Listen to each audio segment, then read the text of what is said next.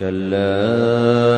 إذا بلغت التراقي وقيل من راق وظن أنه الفراق والتفت الساق بالساق إلى ربك يومئذ المساق فلا صدق ولا صلى ولكن كذب وتولى ثم ذهب إلى أهله يتمطى أولى لك فأولى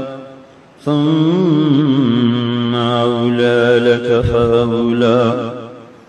أيحسب الإنسان أن يترك سدى ألم يك نطفة من مني يمنى ثم كان علقة فخلق فسوى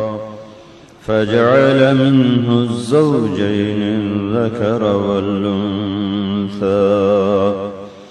أليس ذلك بقادر على أن يحيي الموتى الحمد لله رب العالمين الرحمن الرحيم مالك يوم الدين إياك نعبد وإياك نستعين اهدنا الصراط المستقيم صراط الذين أنعمت عليهم غير المغضوب عليهم ولا الضالين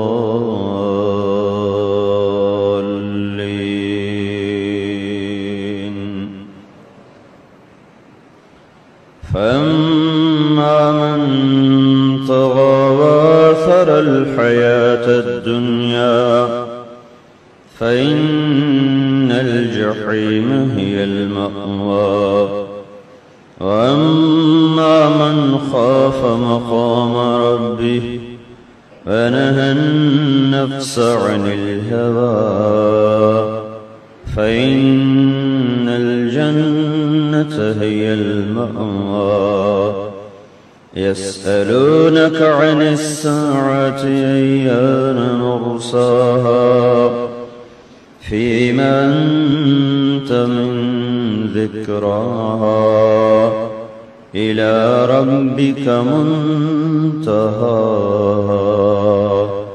إنما أنت منذر من يخشاها